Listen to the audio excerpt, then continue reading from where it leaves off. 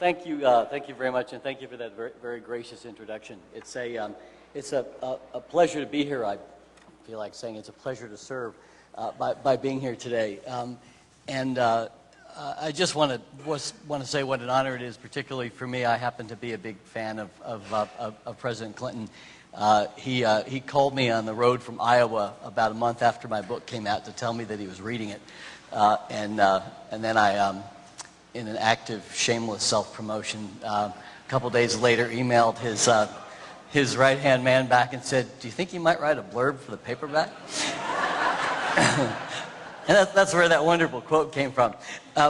In any case, I'm going to talk today about the political brain and our political minds, and I will talk a little bit about how we got to this year, the year we've gotten to, and what's just happened. If I get to it at the end, in terms of things like the stimulus package, what are the lessons of how our minds and brains work that we need to take forward in these next few months, or next few years? I will also say I should warn you in advance that that forewarned is forearmed. I'm going to give a nonpartisan speech today, but as you will see, I do have Democratic proclivities. I consult to Democrats and to progressive organizations.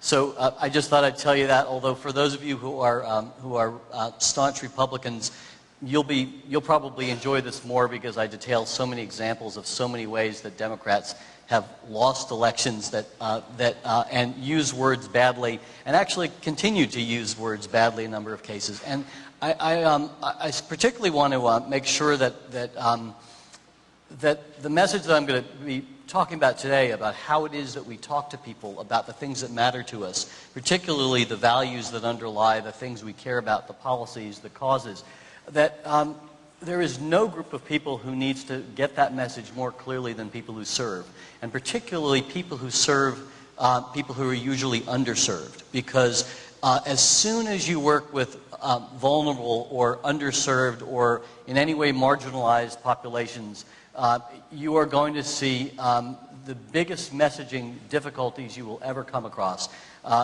For a lot of reasons. One of them is that our minds tend to gravitate towards what social psychologists have called the just world hypothesis, which is the idea that, people get what they deserve, and it is very, very easy to otherize someone and to make them not one of us. And as soon as you have turned someone into not one of us, then the empathic distress signals that are part of our evolutionary heritage get turned way down. And it's a key task of messaging or political communication when you're doing any kind of public service, but particularly on behalf of people who don't have a lot and who need help, and particularly in times like these when everyday working Americans are worried about how they're going to pay the bills at the end of the month, whether they're going to have a house at the end of the month, whether they're going to have health care for their kids. This is not a time when it's easy to preach the gospel of public service.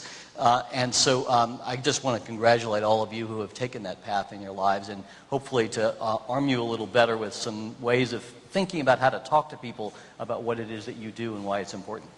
So with that introduction, as I am actually a psychologist by training, and as a psychologist I can't resist but beginning with an experiment. So you are all the subjects, so if you'll take out your consent forms, thank you very much for signing them. I'd like you to memorize the following pairs of words. Ready? Okay. Can't write them down, got to do it in your head. Ocean, moon, face, plant, glasses, floor. Okay, do you have those? Okay, now, you really have to do this. When I raise my hand, I just want you to yell out the name of the first automobile that comes to your mind. Okay, so when my hand goes up, just say the name of an automobile. Ready? Okay, no consensus. That means, I was just checking to make sure this was a primarily Democratic audience. But you could be in Congress. Now, now I'm going to raise my hand, and wait till my hand goes up. But when my hand goes up, what I want you to do is to name the first laundry detergent that comes to your mind. Okay, so you ready? Amen. How many of you said Tide? How many of you didn't? Okay, you should see a neurologist right away. In a room from anywhere from 6 to 3,000 people, I typically can get somewhere between 85 and 100% of people to say Tide. The market share of Tide is 41%. That means I should be working for Procter & Gamble, and believe me, I'd be making a lot bigger salary than I get from Emory University. But how did I do it? Well, if we had time, I would go around the room and ask a few people, because you'd get the kind of information you often get from focus groups, about half of which is extremely useful and half of which is completely misleading. And if you don't understand the difference between why that is, you will make really, really big mistakes, whether your campaign is a political campaign or a campaign for some kind of cause or some kind of issue. Many of you would likely, if I asked you, why'd you say Tide? You say things like, well, I just pictured that orange box, or that's what my mom used. I think that's what my mom used. I think that's what we use at home. Well, the real reason for the 50% of you, other than the 41% who actually use it at home, is that I primed you with the word pair ocean-moon. And by saying ocean and moon, I activated what's called a network of associations in your brain. That is, an interconnected set of thoughts and feelings and images and ideas, and as we'll see soon, values and emotions, that when you activate one part of the network, it unconsciously spreads activation in your brain to the rest of the network, and leading to the effect that we saw. And just to show you how that works, we've got this ocean, I said ocean moon, those are conscious. I didn't say waves and tide. Those were at a higher latent state of unconscious brain activation. Simply because I said ocean moon, it spread activation to the rest of the network. By the way, the automobile question was a distractor to clear your cognitive palate. That was the whole purpose of that. Just so that no one would raise their hand and say, but I was still thinking about ocean moons. All right. But then if you look over here, when I said laundry detergents, all, fab, cheer, you'll see that the only point of intersection of those two networks is Tide. It was doubly primed, and that's why it rose to consciousness. Now, why does this matter? Can I use a somewhat risque example in these hallowed halls? Would that be okay? I think you'll get a kick out of this. Okay, just so that you know that this is not some cheap psychology trick that only works in experiments, I want to show you what networks are actually active at Fox. J-Lo's new song, Jenny from the Block, all about Lopez roots, about how she's still a neighborhood gal at heart. But folks from that street in New York, the Bronx section, sound more likely to give her a curb job than a blow job or block party. The New York Post, we're sorry about that slip up there. I have no idea how that happened, but it won't happen again. And that's your news and the G.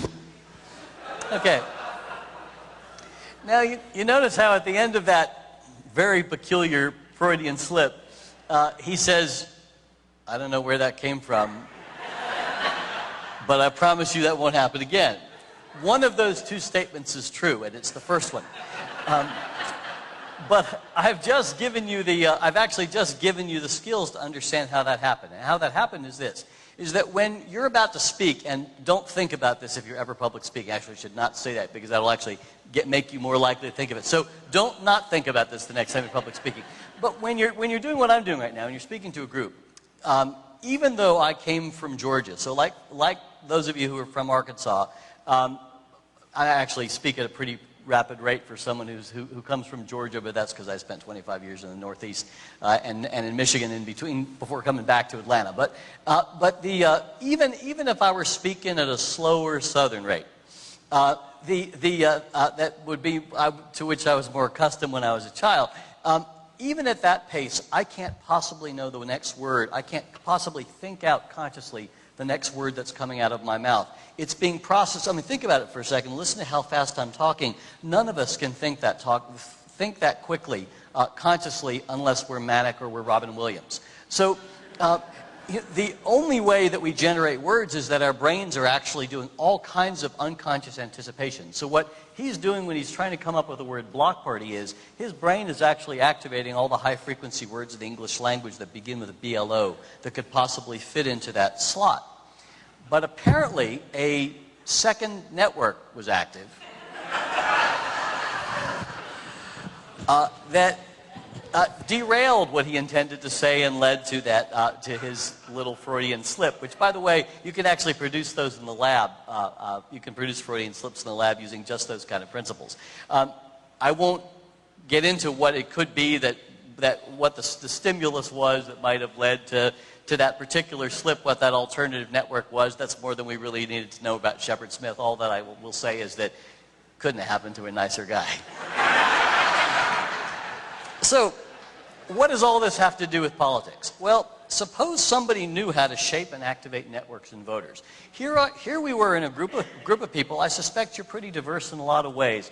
I was able to get almost all of you to say and do and think exactly the same thing at the same time. When's the last time you saw that happen in public? And again, my guess is that it's probably a slightly left-leaning crowd, which means it's never happened before. What does that tell us? Well, someone actually used to know how to do this, and Bobby Jindal is a great example of how they're going to have to do some retooling, because the tens of billions they spent developing the kind of language that he tried to use this week against just a much more powerful opponent were not very effective. But for years, someone did know how to do this, and they were called the GOP. And let me give you an example. Liberal. This is a term that used to define what a Democrat was. It actually used to define what anyone in our country was. George Washington, Thomas Jefferson, they called themselves liberals. By that they meant that they did things like they believed that people should be allowed to choose their own leaders. They believed in science. They believed in the role of reason in public affairs. I mean, it meant all kinds of things that were like mom and apple pie. But over a 40-year period, the conservative movement spent literally tens of billions of dollars and 40 years branding this term using the same kind of branding techniques you'd use in any kind of good corporate marketing campaign, along with a lot of other terms, to make sure that in the average American's mind, as soon as you say liberal, a bunch of unsavory things come to your mind in the back of your head, along with a negative feeling. So that you may not remember who the last time a Democrat ran for president and called himself or herself a liberal and won. It was that pointy-headed intellectual New England liberal Lyndon Baines Johnson. That was 1964, and that's the last time that a Democrat could actually say, I'm a liberal, and win a national election. It still could not be done today. You notice that neither Hillary Clinton nor Barack Obama ever said, I'm a liberal. And if they had said that, they would have lost the election, and they both knew it. Hillary gave a wonderful response when asked, are you a liberal? And she talked about its history and then said, but no, I'm a progressive, thank you. Because she knew what it meant to say that she was a liberal. Well, what does get active? And in my part of the country, by the way, all you have to do to defeat an opponent in a congressional election or a state house election, you go, my opponent's a liberal. That's it. You know, game, set, match. There's nothing else that needs to be said. So why is that? Well, look at the associations. You've got liberal elite, something we saw in this last election. One of the major critiques that the Republicans launched against Barack Obama was that he was elite. I mean, if you think about that, that's pretty nuts. I mean, the African-American guy against the blue blood guy is elite. I mean, but it really stuck with a lot of voters. I can tell you that we did a study for Good Morning America the week before the election. And elite was actually one of the words that had stuck. There's another word that stuck that I won't get into on Barack Obama unconsciously, that people had no awareness of consciously at all, that stuck, that's related to this one. Anyway, big government. We were already hearing that one. We've heard it ever since Barack Obama got into office. Tax and spend, heard plenty of that. Cut and run, liberal special interests. That's a really good one, I have to say. If you can brand people who have been disenfranchised or marginalized as special interests, you are truly talented. Ethical, not so much, but talented, yes. But let's go ahead and just fill out the rest of the network. When you say liberal, you've got Volvo driving, sushi eating, latte drinking, godless atheist. There you have it. That's what a liberal is. For the average American, this is what a liberal means. And if you come from Massachusetts or San Francisco, you're probably nodding your head and saying, yeah, I like that. I'd vote for that. And the rest of America says, I don't want that. Well, that's why actually the polling question, are you a conservative a moderate or a liberal is actually no longer a valid question, even though it's asked in every poll, because liberal has been so contaminated by these networks from the right that they did a lot of work in branding. So how were Democrats so successful at losing for so long? We've seen a couple electoral cycles now where things have changed. And in part, things have changed because by 2006, it was clear that, and by 2008, after Lehman Brothers fell, and then the entire fiscal crisis hit, it was very difficult for people to say, yeah, I want more of the same. I'd like my assets to go down by another 40%. Please, can I have some more of that? So, Democrats had a lot of help, but they also this time did some different things in the way they spoke to the American people. But how did they lose for so long?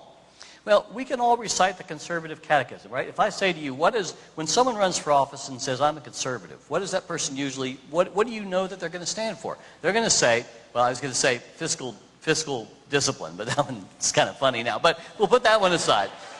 But aside from that, they'll say, I'm for small government, I'm for low taxes, I'm for strong national defense, I'm for family values, I'm for a cultural life, I believe in the Second Amendment, I believe that life begins at conception. I can just rattle these things off like this, and I'm not even a conservative. Think about, on the other side, the progressive catechism. When you say so where do Democrats stand on guns? I don't know. Where do they stand on abortion? Well, kind of depends on where you are.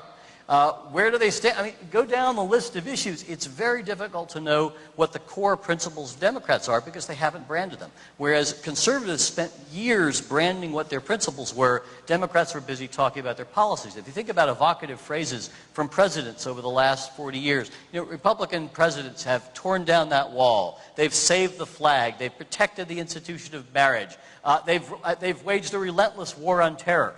Can you think of any phrase in recent memory that Democrats have used that have stuck like that? I asked this question at the Democratic Senate caucus in Washington, and one of the senators sheepishly said, Social Security? I thought, boy, we're digging deep in that well, because that was, 1937? This was a long time ago to find a phrase that was really catchy back in 1937. And I'm sure there must be a few people who remember Prohibition who still really resonate. But I want to give some contemporary examples because we've seen those examples replicated even in an era now where Democrats are doing a lot better. And healthcare is a great example. One is S-chip. As I've said to a number of healthcare advocates and progressive and Democratic leaders, if you want to know how to lose on an issue that 80% of the American people support, this is the way to do it. First rule of messaging, never take your acronyms out in public. Because first of all, S-chip is at such a high level of abstraction, it has no inherent meaning. You're talking about the lives and health of children of parents who work for a living, for God's sake. That's what you're talking about. When you say S-chip, does that evoke any of that? No. It sounds like V-chip, frankly, which is something you use to keep your kids away from something. So that's not a good association. If I were to ask, in fact, this in this room, how many of you even know what S-chip is, my guess is it's about 30%, because that's what it is in most rooms when I've asked that question. It's now law, but it took 2 years and the election of a Democratic president to override a presidential veto because Democrats kept talking about S-chip. Well, I've done the research on this with Celinda Lake, who's a pollster from Washington, where we tested a lot of different ways to talk about it. I can tell you a much more effective way of talking about S-chip than saying, I believe in S-chip, and that is simply this. I believe that people who work for a living ought to be able to take their kids to the doctor when they're sick. Simple as that. Notice the difference in how you feel when you hear that. Can you possibly oppose this? Can you imagine saying, my opponent believes that people who work for a living shouldn't be able to take their kids to the doctor? That's what my opponent believes. Your opponent's back is up against the wall at that point and is not going to allow a presidential veto to stick. A couple things you'll notice about that. One of them is that it's emotionally evocative. Second is it evokes an American value of hard work.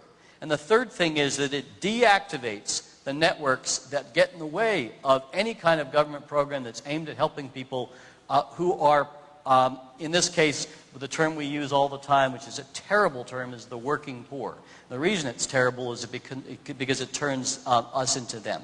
As soon as you say, if you leave out the who work for a living, what you activate in people's mind is what Ronald Reagan well branded and Richard Nixon well branded as able-bodied welfare loafers. And as soon as you do this, you activate the idea of people who don't work for a living, and you activate mostly unconscious prejudice because you start activating, oh, this is for black people. And as soon as you do that, you are fighting a losing battle that you don't need to fight, because this is actually about helping people who work for a living, whether they're black, whether they're white, whether they're brown, whatever their color, it doesn't matter. It has nothing to do with any of that stuff. So that's, if you think about how those kind of networks work, it's actually really helpful in thinking about how you craft your message. Similarly, universal health care. I said to the senators, Democratic senators, if you want to see universal health care in your lifetime, stop using that term. Never use it again in public. Why? Well, first of all, again, it's an abstraction. It's way, way up here. Unless you're an activist, do you feel something when I say universal health care? It doesn't do anything for anybody, again, except for activists, or except if you've extensively thought about it, which the average American hasn't. What it does do is it activates a lot of other networks that you don't want activated. Socialized medicine. Hillary care is what we're going to hear this again, believe me, in the next few months. I mean, Hillary care looks really good now in 15 years of retrospect. If you think about the effort to take on this problem before it turned into a cancer that has left 50 million of us unable to have health care at all, and another 50 million of us to think we have great health care until we get that bill in the mail that says, oh, $1,500 of that $2,000 procedure that your doctor ordered are not covered. Those are called, quote unquote, the underinsured. And I'm going to tell you a reason in a second again why you don't want to use that phrase either. But universal health care is associated in a lot of people's minds with socialized medicine, with big clinics, with the idea that you're going to lose your doctor. And you need to remember when you talk about things like this that 85% of voters actually have health insurance, which means that you're appealing to people to give up what they have and they're at least comfortable with, even though it's expensive, for their own kids, so that someone else's kids will hopefully get covered maybe by a big government program. That's not where you want people's minds to be. I can tell you it does work, though, because we've done the research. I believe in a family doctor for every family. As soon as you say that, you're activating a completely different set of networks. I mean, for those of you who are old enough to remember Marcus Welby, you probably remember Marcus Welby. For those of you who are old enough to remember the days when doctors did house calls, that's what this evokes. It evokes the idea of all I'm saying is that every family ought to have a family doctor. Everybody ought to be able to go to the doctor, take their kids to the doctor, and know their doctor. And this implies knowing your doctor, not having some kind of impersonal medicine that's handed out by a bureaucrat. And what I can tell you is if you start exactly the same policy paragraph about here's what I'm going to do with this versus I believe in universal health care, you'll win 70-30 on this, and you'll break even 50-50 or lose 45-55, starting with, I believe in universal health care. So write your congressman, write your president, and say, do not talk about universal health care. It's the wrong thing to talk about if you want to actually ever see it. Similarly, and I'll conclude with this, is on talking about health care, the uninsured and the underinsured. What you're doing as soon as you do that is you're activating those networks about the idea that this is not me, this is not people like me, this is someone else, this is other, this is not us. And as soon as you make someone other, it is very, very difficult. You've essentially lost the battle. It's a lot better to talk about people who used to have health insurance, because that's actually what the uninsured and the underinsured are, because most of those people used to have health insurance, and there are a lot more of them now. So I'm going to focus the rest of what I have to say today on three principles of effective political messaging or political communication. But these apply to a whole range of things that those of you who are heading into careers in public service will actually be doing, because you're going to need to be talking with people in ways that try to convince them to hear things and see things the way you see them, to hear the values behind what it is and the value behind what it is that you're trying to get them to buy into or to try to help out with or try to make a donation to or try to get involved in. So first principle, and I'll go through each one in a little more detail, tell a compelling, memorable story. Actually, the best piece of messaging that the Senate ever did on S-chip was to bring out a 12-year-old boy to give the response to the then President Bush's radio address at the time that he was killing S-chip.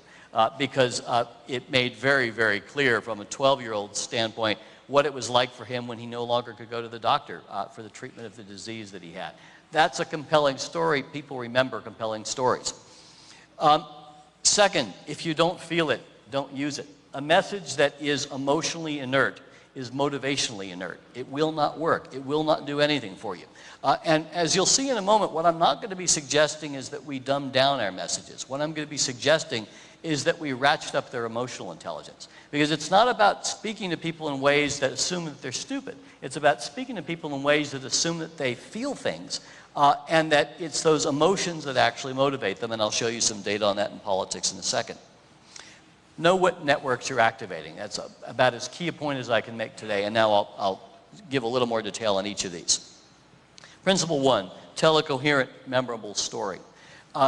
Many of you, I suspect, are parents or grandparents, and you have probably told your kids or grandkids stories, and the rest of you all hopefully had parents who told you stories at bedtime. Well, we are, in fact, those stories have a particular structure to them. They have typically an initial situation that there's some kind of problem. They have protagonists. They have antagonists. Or villains. There's some problem or some mountain that needs to be climbed. I mean, think about The Little Engine That Could as a prototypical example of this, where there really was a mountain that needed to be climbed.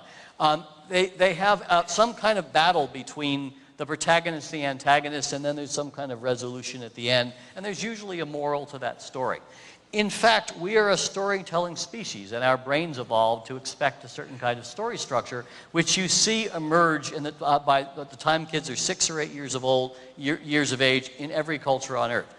And there's a good reason for it, which is that we have been around as a species for about 100,000 years. We've only had literacy in small pockets of the population for 10,000 years, and the 21st century will be the first century where most people are literate.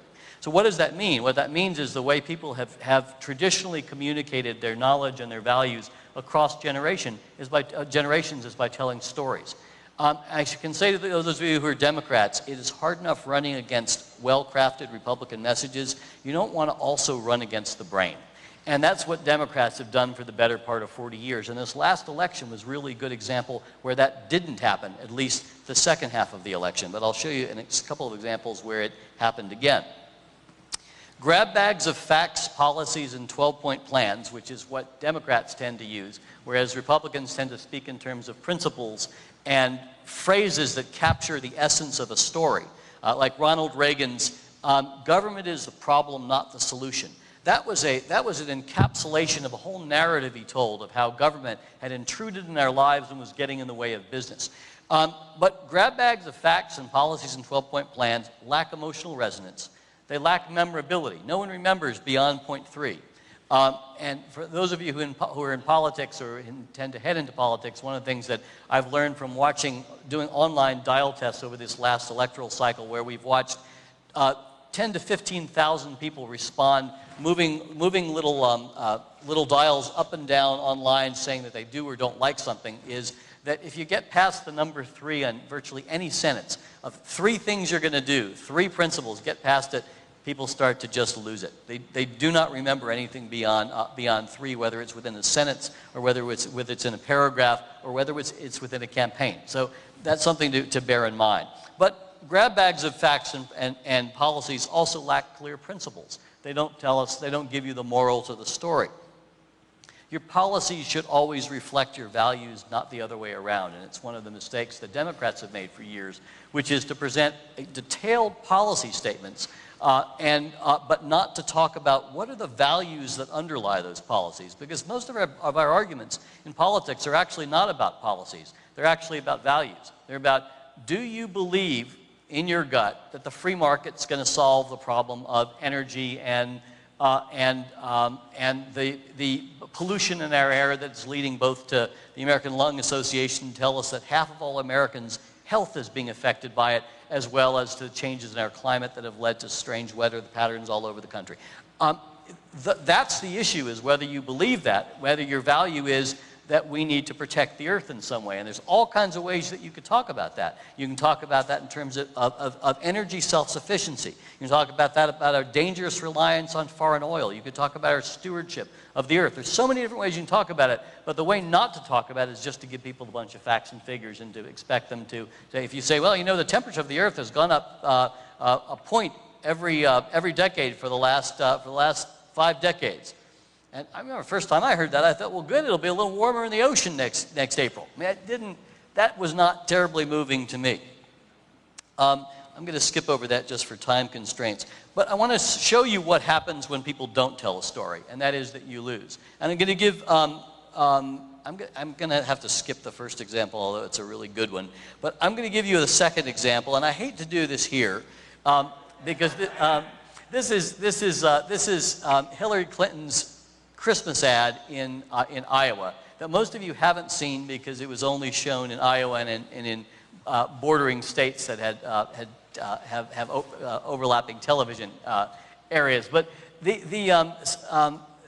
Bill Clinton, as you know, is a master of storytelling. His very first campaign ad, if you've read my book, you know, I think is, along with Ronald Reagan's Morning in America, one of the 2 best campaign ads ever produced. It told the story of the man from Hope and how he was going to bring hope back to the American dream for all Americans. And it did it in this just absolutely magnificent way that at the end of it, it is very difficult to suppress a smile. Well, unfortunately, this is a case where Hillary Clinton did not listen to her husband, because I believe that what you're about to see tops John Kerry's first ad of the general election of 2004 as being the worst ad in modern American political history. And this is Christmas in Iowa, and then I'll explain why I think that.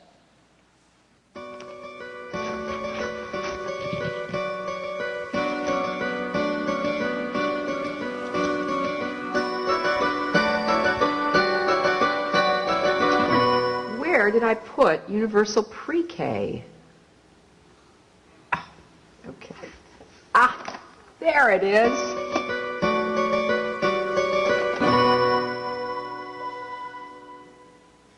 I'm Hillary Clinton, and I approve this message.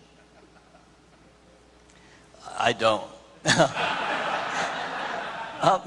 Let me tell you why.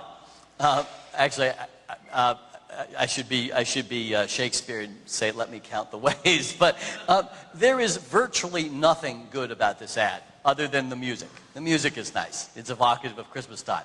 But there are a number of things that would make it really problematic. And the first is that she wasn't paying attention to the stories that were being told about her. There were a number of stories swirling around about her. Whether they're true or not is not the issue. The issue is that these are stories that were out and about that were influencing voters. One of them was that this is how she found her values.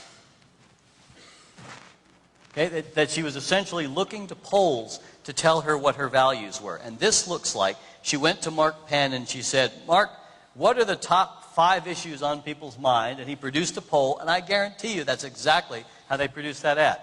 Because it looks like they just picked the top 5 issues that came off the polls that Americans said that they were interested in. Did you get a sense from, by the way, in terms of story structure, can you tell a story from that ad? Do you read that and go, oh, that tells a story about who Hillary Clinton is and what she values? No, it's just a grab bag of programs. And in fact, it actually is saying if there is a story, it's, hi, I'm Hillary Clinton, and I have a big sack of government programs for you for Christmas. That's really not the story you want to tell, especially when Ronald Reagan had done such a good job of branding Democrats as people who've never seen a tax they didn't want to raise or a government program they didn't want to fund. So the first thing is there is no coherent narrative, but it's not answering one of the major stories about her, which is what are her values? Yeah, she's competent on policy, but what does she really care about internally? Second thing about it is another story that was being told about her was that she's not genuine. Now, again, many of you, I'm sure, know her personally and know her to be genuine. But it doesn't get projected on television. It certainly didn't get projected in this ad. I mean, if you watch that when she says, "Where did I put universal pre-K?" And that sounded like Bobby Jindal on Tuesday. I mean, I want to tell you a story about my father. You know, he looked at America and said, "We can do anything." And you think, who is coaching this guy? But I had the same question when I looked at that. Who was coaching her? Where did I put universal pre-K? And then, worse still, she ends up with, there it is. How many Americans say, I mean, maybe if this were going to play in, I don't know, German parts of Minnesota.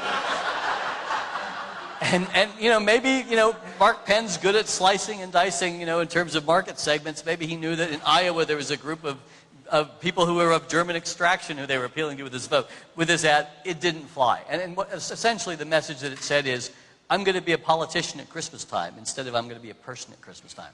And that was not the message that she needed to send. Principle 2, if you don't feel it, don't use it. Human behavior is motivated by emotion. We are pulled towards things that make us feel good or that we anticipate will be good for ourselves, our families, and people, and broader groups like our country that we care about. We are pushed away from, and we want to either fight or flee things that cause us to feel negative emotions. That's just how our minds and brains evolved. In that sense, we are very similar to rodents. Some of it shows more than others, but we are very similar to rodents all the way through other primates like chimpanzees and gorillas, and that's what motivates us. So you don't want to fight against that. You want to actually make use of it. And that the structure of traditional democratic arguments actually runs precisely against that, against how our minds and brains work. Let me show you Al Gore in 2000 in his first debate with George W. Bush talking about their respective Medicare plans. Under the governor's plan, if you kept the same fee-for-service that you have now under Medicare, your premiums would go up by between 18 and 47%, and that's the study of the congressional plan that he's modeled his proposal on by the Medicare actuaries. Oh. I remember seeing that and just thinking, oh no, another Democrat's going to lose. And I remember also thinking, I'll bet Bob Shrum is back in the back going, yes, he remembered the statistic. And years later, I had the great fortune of reading Bob Shrum's book, which was called what was it called? Not Memorable. The subtitle was called Confessions of a Serial Campaigner, but the title was something like No Regrets, or anyway, it was called something like No Regrets or no something like that. It should have been called No Narrative, but it was just a series of ramblings. But one of the things he mentioned was he talked about how excited he was when Al Gore punched that statistic out. And I remember thinking, oh no.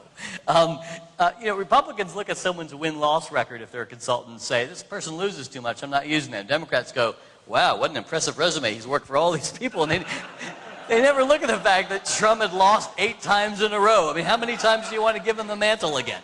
But anyway, what's wrong with this is, first of all, how many of you remember the percent that he told you? It's between what and what percent? 18 to 47. That is really, really good. And tomorrow, virtually none of you would remember 18 to 47%. And in fact, most people, at the time they're hearing it, don't remember 18 to 47%. It's a level of specificity that's just way too high. Appealing to Medicare actuaries, the average American doesn't know what an actuary is, and they probably wouldn't like one if they did, so that's probably not a great person to appeal to. But another thing that's not paying attention to is this, one of the stories being told about Gore was, again, true or not is not the issue. It's the issue of, it was one of the stories that was making people vote or not vote for him was that he was condescending, that he thought he was above people, that he had to be the smartest kid in the room. So use words that are above people's head, and not only will you piss them off, but you will fuel a story that says, this person thinks he's above me, and he can confuse me by using language that I don't know. Imagine if he had instead said simply, you know, under the governor's plan, your rates are going to go up by about 1/3. And if you're on a fixed or limited income, that's an awful lot of money. And that's not how we treat people in this country, certainly not our parents and our grandparents. Notice the difference. I just said exactly what he said, but I did it without the statistics. A third for you statistics buffs is right between 18 and 47%. All right? But I could punch it with some intonation in my voice that said, I give a damn about that 18 to 47% of people by using the tone of my voice, which indicates my emotion, which indicates the value that I place on those people and what this is going to mean for them. Now, lest again you think that I'm suggesting that we not use numbers and that we just dumb down our discourse. I want to show you about 15 seconds of Jim Webb's response to President Bush's State of the Union address 2 or 3 years ago, which I think was the only time I've ever seen a response to the State of the Union address eclipse the State of the Union address. It was not a State of the Union on Tuesday, but it did not happen on Tuesday. So here's Jim Webb. When I graduated from college, the average corporate CEO made 20 times what the average worker did. Today, it's nearly 400 times. In other words, it takes the average worker more than a year to make the money that his or her boss makes in one day. You see your feeling in response to that. That was nothing but numbers. But the numbers were at the service of two things. One was activating a value, fairness. It just isn't fair. It just can't be right that in one day your boss is worth more than all the work you put in during the entire year. It's just not fair. And it didn't used to be that way in America, which is another really important piece of that story. Because if you left that out, people might go, well, 400 times, that's just how it is. But when you say, when I was in college, it was just 20 times. Now it's 400 times. The other is that it activates a feeling, which is righteous indignation. You ought to be mad about that. It isn't right that people are working and are still poor in this country when someone's bringing home a bonus of $30 million, especially when they're bringing it home from Merrill Lynch. How did Jim Webb know how to do this? Probably because he used to be a Republican.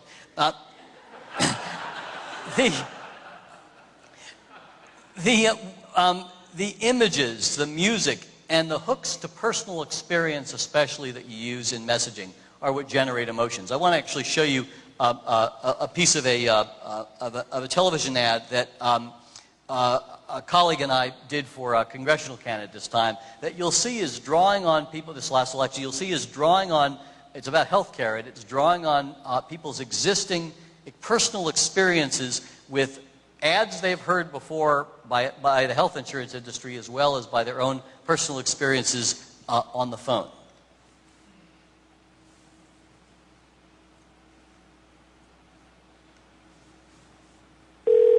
You've reached Congressman Tom Price's healthcare plan. Listen carefully as your options have been eliminated. Press 1 to let insurance companies decide who and what they'll cover. Press 2 to lose your employer-provided health care. Press 3 to let insurance companies charge whatever they want. Press 0 if you think Tom Price's plan is bad medicine. Do not take Price's healthcare plan if you currently have health insurance, if you plan to change jobs, or if anyone in your family has a pre-existing condition. I'm Bill Jones. Okay, you get the idea of what that ad is doing. It's making you laugh, but it's also making you pissed. And that's what you want to do about a congressman who's saying, no, I just think we ought to just leave this to the free market. It's doing just fine. And by the way, I've got great Senate coverage, so I've got great congressional coverage, so I'm pretty fine with my health care. Principle 3, know what networks you're activating, and this one is really key. I want to use as a case example talking about abortion. Can I go on another 5 or 10 minutes, or is that going to be too long? 5 minutes? Okay. Talking about abortion. In the last couple of years, I've done a good bit of work on this issue and actually worked with, not only with Celinda Lake on some issues, and this one in Georgia, but I've also worked with Stan Greenberg, who's another pollster in Washington, on a progressive messaging handbook that was funded by a couple of progressive donors that covers a whole range of issues, from wedge issues like abortion and immigration and what used to be a Republican issue, which is national security, and taxes, all the way through issues like the economy and health care.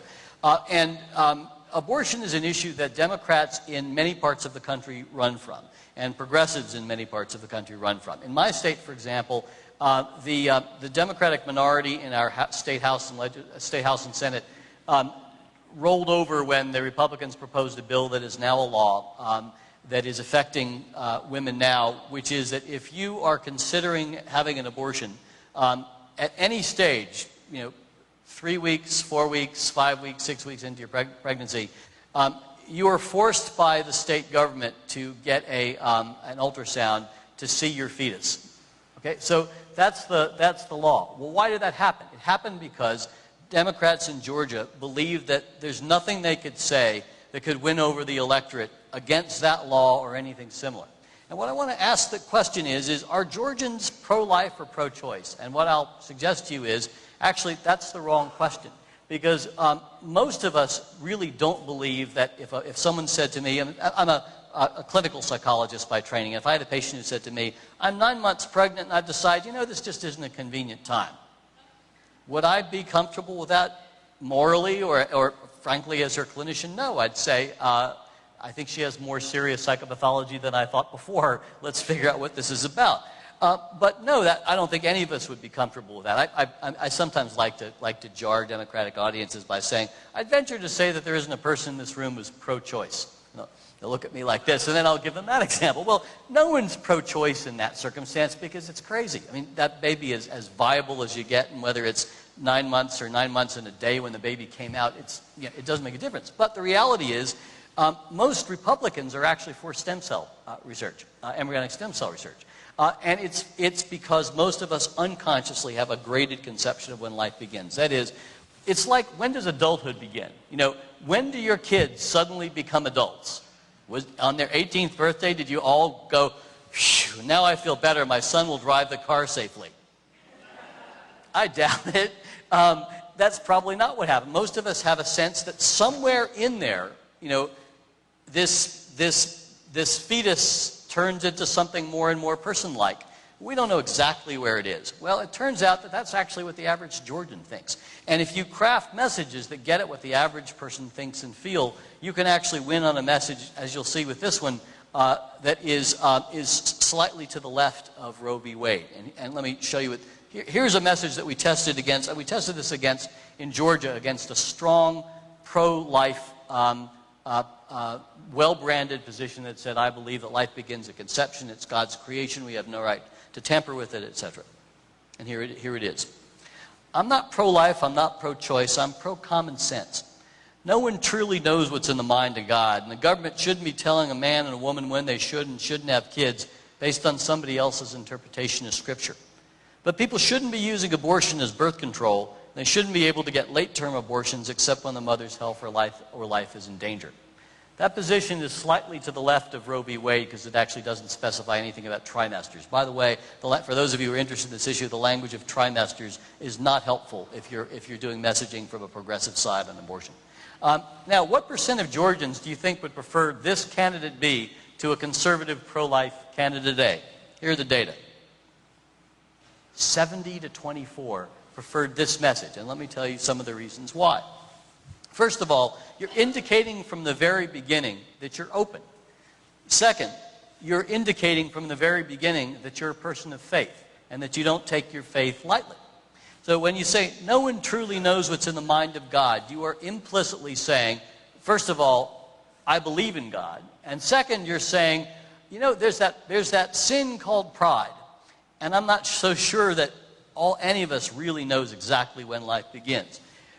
Another thing about this is that the polls show that men are very likely to opine on this issue in a negative direction about women's rights to make decisions about their own bodies because they don't think it applies to them. They feel like, well, this is, it's one of those women's, feminist, lesbian things, And so it's been well branded by the right as, feminist, lesbian, anti-family, not about families, and it's just, for men, it's like, well, it's not my issue. I think life begins at conception. I'm against abortion. Well, turn it around and make it about not about those women who aren't practicing birth control who are promiscuous, but instead make it about, I don't like the government telling me and my wife when we should or shouldn't start our family. You end up with this message breaking even with white, rural, male evangelical Christians in the state of Georgia. And it's because you've just re-enfranchised 50% of the population who you disenfranchised with a message of a right to choose. I'm going to skip over a couple of other messages that we've tested later. I will tell you that Jimmy Carter's formula, abortion is a matter between a woman, her doctor, and her God, polls really, really well nationally. And there is one pro-choice message that polls well, but you'll see why. It begins with, freedom and responsibility go hand in hand. That's why I'm both pro-choice and pro-personal responsibility. And it goes on to talk about the responsibilities that go along with being pro-choice. And when you pair those two values together, the average American's all for it. Take a look at those numbers. 58 to 39% of Americans support this over a conservative message on abortion. I wish I had time to get into this because I'm not going to be able to about how networks played out in race in the 2008 presidential election. I'll ask you, can I do 5 more minutes, or would that be really breaking the bank? Is it okay? Oh, okay. I'm sorry to do that to you. We'll just keep Q&A a little shorter than we would have liked. But there was a major question, obviously, in this last election of how much of a role race was going to play. I just heard some of the absolute latest cutting-edge data on this from the latest national election studies. It actually did play a role. It cost Barack Obama over 6 points. This year, the people who did the national election studies, which do interviews with tens of thousands of voters, actually used some measures of people's unconscious attitudes or unconscious prejudice as well as just their conscious prejudice. I'm going to show you an example of that in a minute. And found that it was unconscious prejudice more than conscious prejudice that had an effect. But 6% of Americans still said consciously they would not vote for a black man. So you've got that 6% to start with. Now, most of those were not going to vote for a Democrat anyway. But then there's a large percent in the middle who actually did have a big impact on it. If you think about the fact that Barack Obama won by 6 to 7 points, where the generic Democrat was winning by 13 to 14, that tells you about the racial factor that entered into this election. In fact, it was not an accident that it entered in. Aside from our history as a country, the only way to beat Obama was to make him not one of us. And there were very, very concerted efforts to do that from the right. Most of them were not from the McCain campaign, I will say, although I'll give you a couple examples at the end of this list. But there was the whole Muslim smear on the internet that went on for endless amounts of time that should never, the Obama campaign should have talked about immediately as soon as that showed up on the web. But they thought it would just go away if they left it alone. It was probably the single biggest mistake they made as a campaign.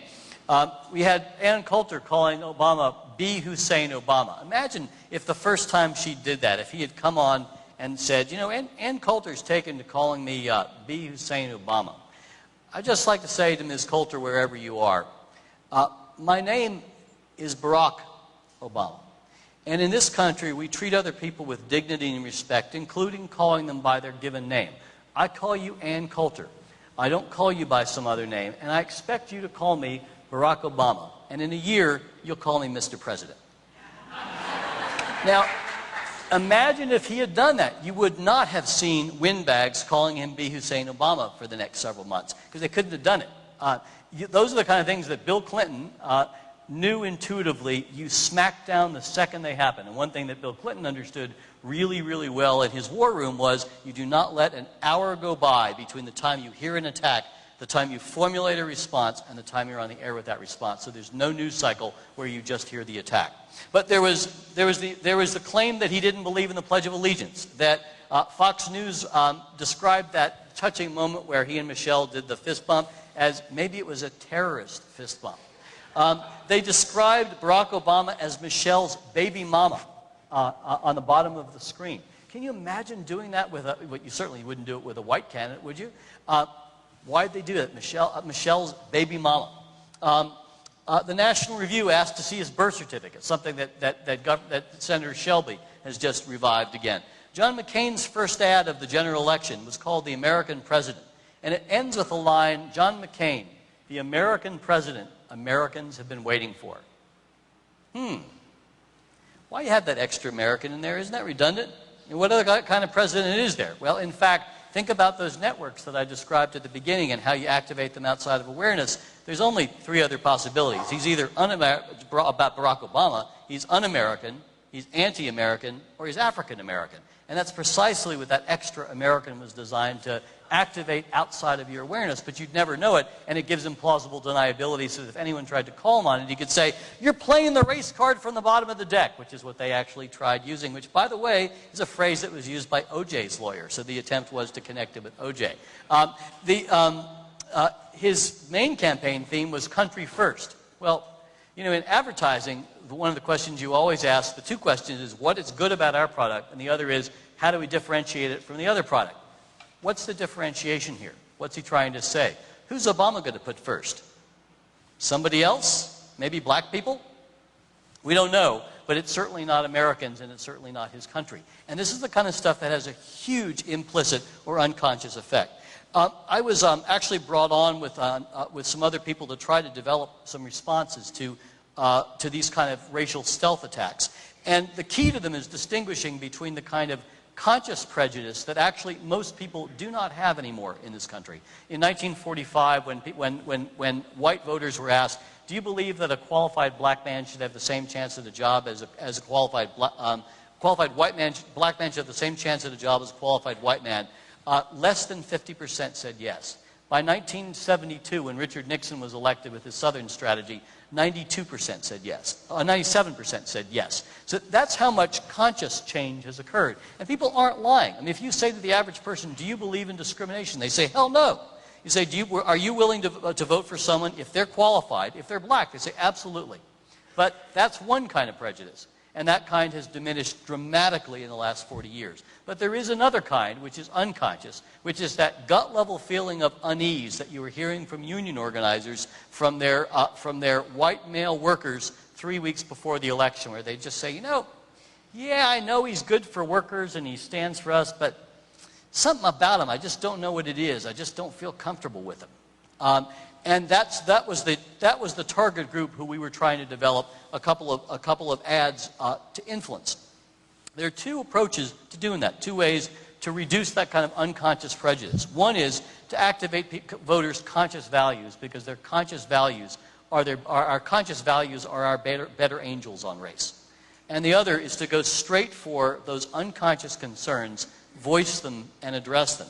The task is, how do you do this in 30 to 60 seconds? And I want to show you two ads and then conclude by just showing how they worked and what the difference was between their conscious and their unconscious effects. So here is an ad that is aimed at activating voters' conscious values about race.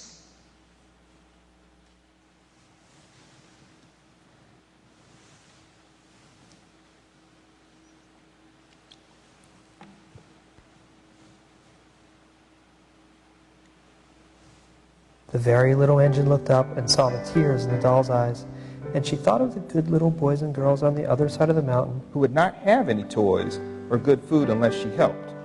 And then she said, I think I can. I think I can. I think I can. And she hitched herself to the little train. And the little blue engine smiled and seemed to say as she puffed steadily down the mountain, I thought I could. I thought I could. I thought I could. I thought I could. I thought I could.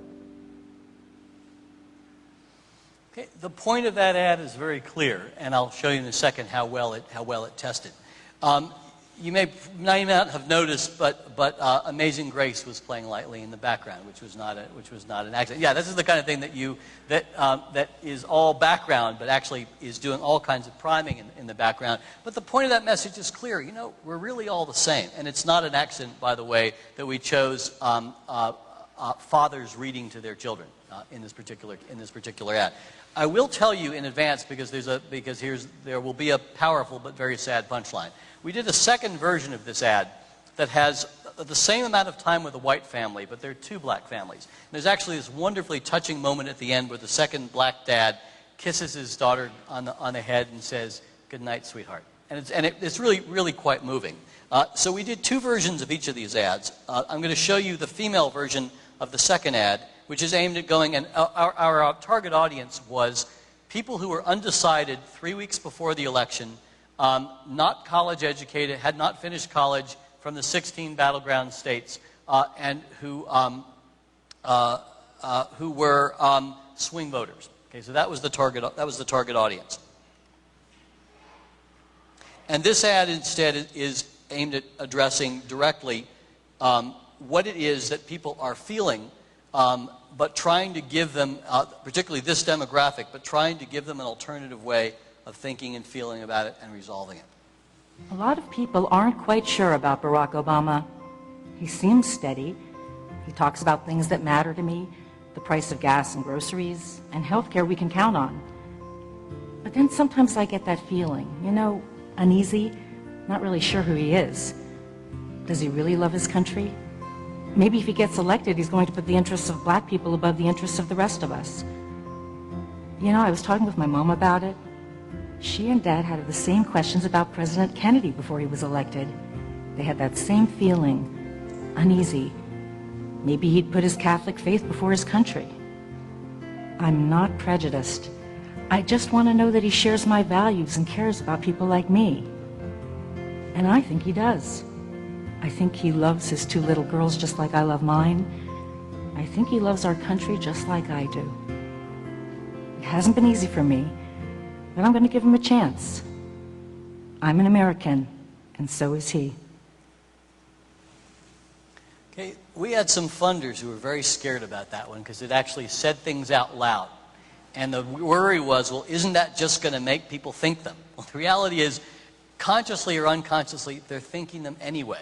So the strategy behind this one is to put it on the table and to see what happens. So I'm going to conclude by showing you, we compared this to there was a male version of that ad and a female version of that. We compared it to one of these racist stealth ads. This is an ad that was run in a number of battleground states, starting in Michigan with Kwame Kilpatrick, the convicted former mayor of Detroit, and Barack Obama, the voiceover. He's talking really positively about Kilpatrick the entire time. And midway through, they switched from that first picture to that second picture, pairing Barack Obama with the typical picture of the scary, dark-skinned black man. Okay, so that's what this ad does, and it had, you'll see what effect that it had. So here's the conscious polling, where we measure, this is 1,000 people tested online, saw these ads, and the first 2 ads are the 2 All God's Children ads. The first one, the one that actually did the best in conscious ratings of favorability. How did you feel about the message of this ad? The best one was the one that had 2 black families and 1 white family. Those numbers are sky high as these things go. The I'm an American ad, the female and the male versions, both had numbers that you would run with ads if they got a 5.5 on this scale. And then people really didn't like that racist ad. So that's what people consciously feel. So you would say, let's definitely run the 3-family version of All God's Children, the 2 black families and the white family, and then let's run one of those I'm an American ads. Now let's take a look at what unconscious testing showed online. So these people were now showed one of these 5 ads, and I promise this is the end. And then they were showed one of these 5 ads, followed by a subliminal image of Barack Obama that lasted 15 thousandths of a second, slow enough for your brain to process, but too fast for you to consciously recognize. So you unconsciously recognize them, but you cannot consciously recognize them, especially because it's followed immediately, that image, by an image of a white man with a coat and tie who's described as a congressional candidate. We ask a series of questions about the congressional candidate. Do you like him? Do you trust him? He's the kind of person I'd like to have in my neighborhood. Something about him just makes me feel uneasy. He's the kind of person who I think would be fair to everybody. Okay, so those are the kind of questions that we ask, and we then average them when we got a measure of favorability that was actually towards Barack Obama, not towards the white candidate, but people thought it was towards the white candidate, because the only difference between what people saw was the ad, and then they all got subliminal Obama followed by an image of a white candidate who they thought that they were rating. So here's how the ratings then came out. Look at the bottom first. You can see that people did not like that, that in terms of feeling, these are positive feelings towards Obama. Feelings towards Obama unconsciously dropped substantially after that Kwame Kilpatrick ad.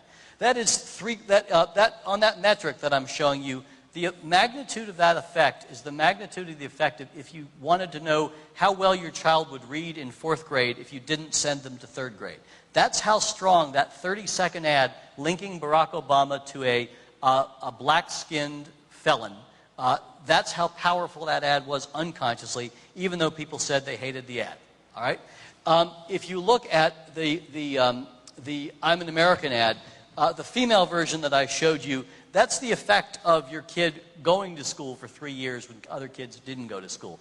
Massive unconscious effect on this particular demographic.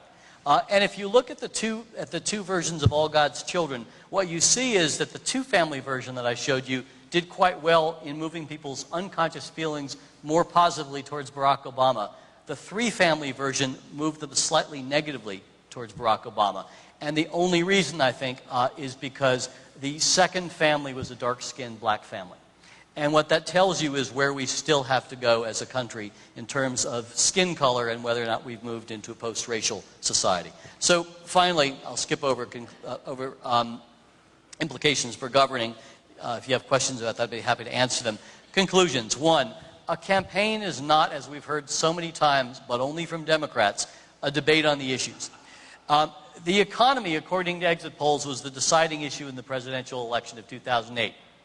2 weeks after those exit polls, there was a major poll that found that 6 in 10 voters reported having no idea what Barack Obama intended to do about the economy. They just know they trusted him on it.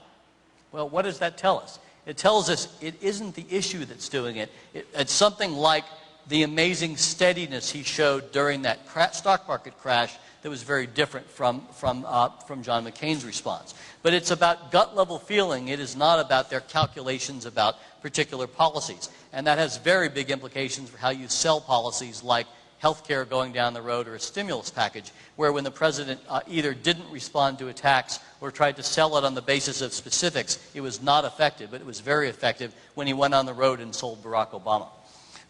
The second point is an effective campaign is a set of values-based, emotionally compelling narratives or stories. And finally, an effective campaign is one that moves voters. I don't know about any of you, but I do not remember Martin Luther King's "I have a plan" speech. I do remember what his dream was, and I remember it years later, and I remember it in a visceral, gut-level way. So to conclude with the words of that great, immortal, unsung political strategist, Louis Armstrong, it don't mean a thing if it ain't got that swing. Thank you for listening for so long.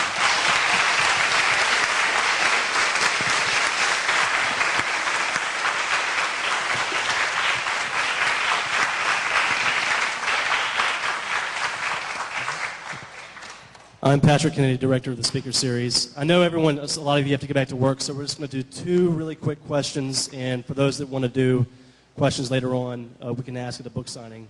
So raise your hands. We have 2 mics coming around. Let's just do 2 quick questions. Any questions? None? One right there. Yes, go ahead. Well, is there anything that you've done in terms of your study? I know in this election a lot of kids, pretty much everybody was for Barack Obama. We also have a lot more coming at us in terms of, we use Facebook, we use all these things that set new things in our brain. Do you see things, did you do demographical research in, age, and does it change, particularly the things that are in your head from being younger or older? Does that make a huge difference? Or? Yeah, a couple of things that I'll mention. One is that, can you still hear me? Okay. Is that this was the first election since FDR that Democrats actually had the technological advantage over Republicans. Ever since Eisenhower spent over $1 million on television ads and his rivals spent 0 on television ads, Republicans have always had the technological advantage. And I can tell you from having met Obama's internet whiz 2 years ago in Chicago, I thought, boy, this is going to be the first time Democrats have an advantage, and boy, did they, because they really understood how to reach younger voters, but also obviously how to collect enormous amounts of donations from people who normally wouldn't be politically involved, and to get them involved in all kinds of ways. There are certainly many differences between younger voters and older voters.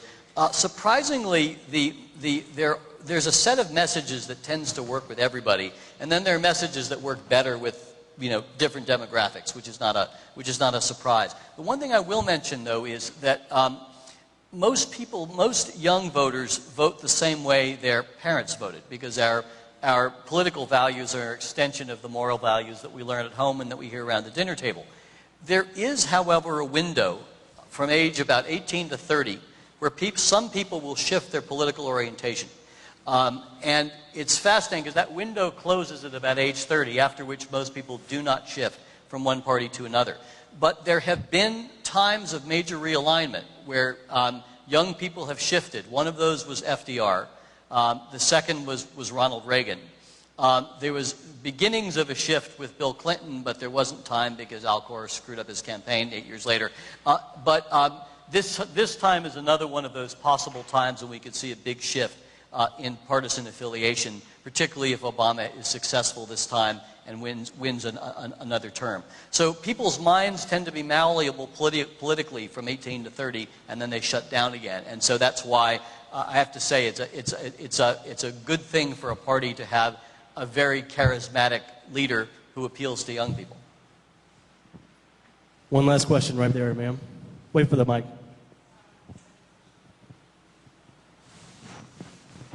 How can a voter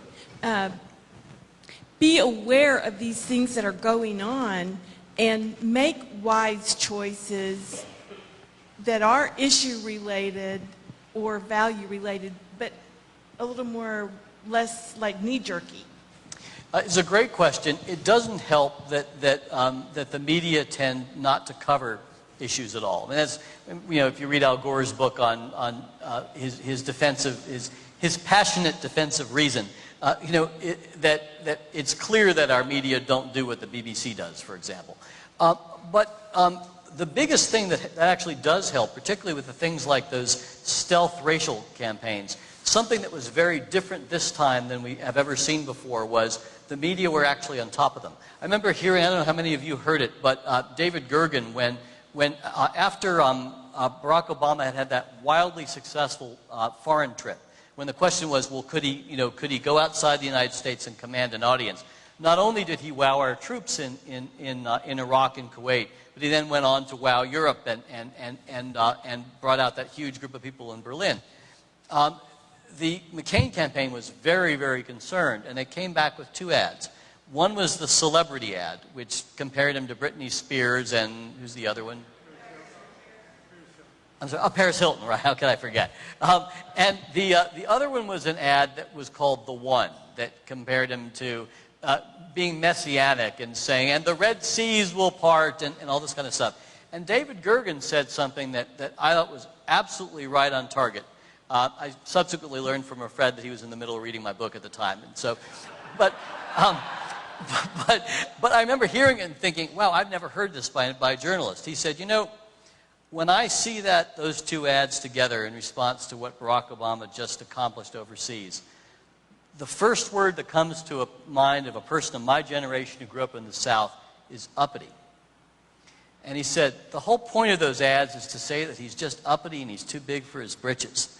And when someone says that publicly, it completely deflates those kind of messages. They don't work. The best antidote to any kind of attack or any kind of attempt to manipulate your emotions in ways that are not just about activating your values, but are about manipulating your emotions, is to be consciously aware of them. And this is where I have to say, and I'll conclude with this thought, is that for Democrats in particular, showing some spine would be a good thing to make a regular practice of. Because Democrats have a habit of not calling out the other side when it does something inappropriate, like sell a war on false premises. And, as I have said to a number of Democratic leaders, you can take any position you want, even on matters of national security, except the fetal position. And I'll conclude with that. Thank you again.